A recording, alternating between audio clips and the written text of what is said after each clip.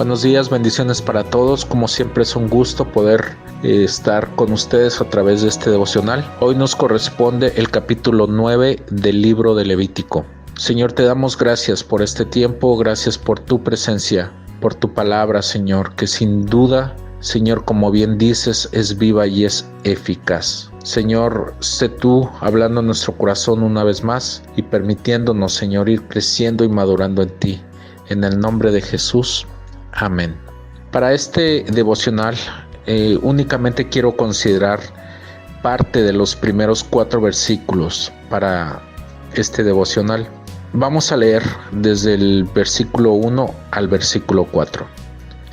En el día octavo, Moisés llamó a Aarón y a sus hijos y a los ancianos de Israel, y dijo a Aarón: toma de la vacada un becerro para expiación y un carnero para holocausto sin defecto, y ofrécelos delante de Jehová.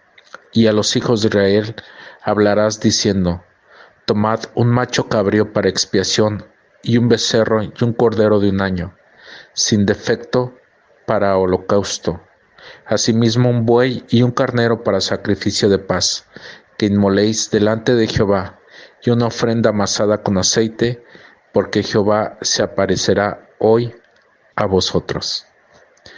Recordemos que Aarón era un sacerdote llamado, escogido y por lo tanto autorizado por Dios para realizar holocaustos dentro del tabernáculo de reunión. Al estar revisando este capítulo para saber lo que iba a considerar para el presente devocional, y al revisar también el capítulo anterior, es decir, el capítulo 8, porque tiene mucha relación entre ambos, llamó mi atención el título del capítulo 8 de la Reina Valera, que dice: consagración de Aarón y de sus hijos. ¿Por qué llamó mi atención tan solo este título? Desde luego, al revisar todo el capítulo, tiene que ver justamente la consagración entre Aarón, repito, un sacerdote, y sus hijos. Entonces, veo que desde el capítulo 8, la prioridad de Dios en un hombre de Dios es su familia, en este caso, sus hijos, para que toda la familia conozca de Dios y todos estén constantemente en relación con Dios. Dice el verso 1 de este capítulo 9, en el octavo día. Y podemos preguntarnos, ¿qué hicieron los 7 días anteriores? Aarón y sus hijos y los ancianos de Israel, aquí ya se incluyen a los ancianos de Israel, pasaron 7 días encerrados teniendo comunión con Dios. Esto me sorprende, y al octavo día Moisés los llamó. Entonces, aquí de una forma inmediata podemos tener una aplicación. Así como Aarón, nosotros los hombres dentro de nuestra familia somos los sacerdotes de nuestro hogar. Y en el orden establecido por Dios, nuestro primer ministerio es nuestra familia. Y después, todos los demás, como en este caso, los ancianos de Israel. Alguien dijo: para un cristiano, lo importante es tener lo importante como lo importante. ¿Qué es lo importante?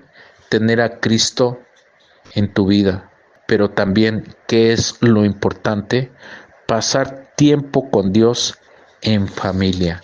Hablando con alguien de la iglesia, en días pasados le dije: tú sabes mucho de la palabra, además de que sé que él toda su vida ha estado en el Evangelio. Él se sonrió y me dijo: mi papá todas las noches antes de dormir nos leía la Biblia. Y hasta ahí terminó nuestro comentario. Pensé, después de esto que comentamos entre los dos, justamente en lo viva y eficaz que es la palabra. Y muy probablemente algunos pasajes en su niñez no los entendía, pero estoy seguro que muchos sí los llegó a entender, o por lo menos sí se le quedaron grabados en su corazón, de tal manera que fue creando en él desde su infancia un buen hábito, pero sobre todo un conocimiento tal que ha respondido al Evangelio toda su vida. Y yo creo que ese testimonio puede, puede dar gloria al Señor Jesús. ¿Por qué? Porque vemos justamente de alguien, de un padre que llevó su sacerdocio en su casa, de tal manera que un hijo, por lo menos es el hijo que conozco, ha permanecido durante toda su vida en el Evangelio. Así que, hablando del sacerdocio de Aarón en sus hijos, tenemos también el ejemplo de un hombre de Dios que practicó el sacerdocio y se preocupaba de que sus hijos estuvieran bien con Dios. Hablaremos ahora de Job, un hombre perfecto y recto, lo describe la palabra, temeroso de Dios y apartado del mal. Así que veremos el capítulo 1, versículo 1 y 2, y dice que le nacieron 7 hijos y 3 hijas, es decir, tenía 10 hijos en total, y de los tales, él, como veremos, llevó a cabo el sacerdocio en su hogar. Versículo 3 al 5. Su hacienda eran 7,000 ovejas, 3,000 camellos, 500 yuntas de bueyes, 500 asnas y muchísimos criados. Y era aquel varón más grande que todos los orientales. E iban sus hijos y hacían banquetes en sus casas, cada uno en su día, y enviaba a llamar a sus 3 hermanas para que comiesen y bebiesen con ellos. Y acontecía que, habiendo pasado en turno los días del convite, Job enviaba y los santificaba, y se levantaba de mañana y ofrecía holocausto conforme al número de todos ellos, porque decía Job: quizás habrán pecado mis hijos, y habrán blasfemado contra Dios en sus corazones. De esta manera hacía todos los días. Me impresiona el buen hábito de Job. Cada cuando lo hacía, todos los días. Así que observemos esto que acabamos de leer, de que Job en su hacienda tenía muchos animales de diferentes especies y muchísimos criados, dice el texto. En este caso, eran las personas también con las cuales él estaba rodeado. Él, es decir, Job, se preocupaba más por su correcta relación por sus hijos que por sus criados, pues sus hijos hacían banquetes en sus casas, cada uno en su día, y habiendo pasado esos banquetes, Job enviaba y los santificaba, y ofrecía holocaustos por cada uno de sus hijos, porque decía Job: quizás habrán pecado. Job no daba por hecho que sus hijos pecarían, pero probablemente sí lo hacían. Y también él pensaría que quizás habrían blasfemado contra Dios en sus corazones. De esta manera lo hacía todos los días.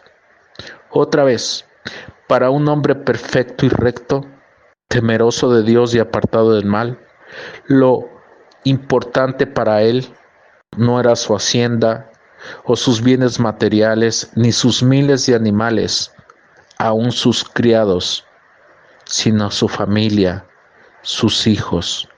Y tal vez usted y yo no somos perfectos como él, como lo describe la palabra, ni tenemos tanta riqueza como la de Job, pero sí podemos ser apartados del mal y temer a Dios. Y el Señor, en su bondad, si nos ha dado hijos y una esposa, debemos responder por ellos, a quien debemos pastorear y a quien debemos llevar a cabo nuestro sacerdocio en el hogar. Termino leyendo esto que enseña Jesús. Mateo capítulo 5, versículo 14 al 16. Vosotros sois la luz del mundo. Una ciudad asentada sobre un monte no se puede esconder, ni se enciende una luz y se pone debajo de un almud, sino sobre el candelero, y alumbra a todos los que están en casa.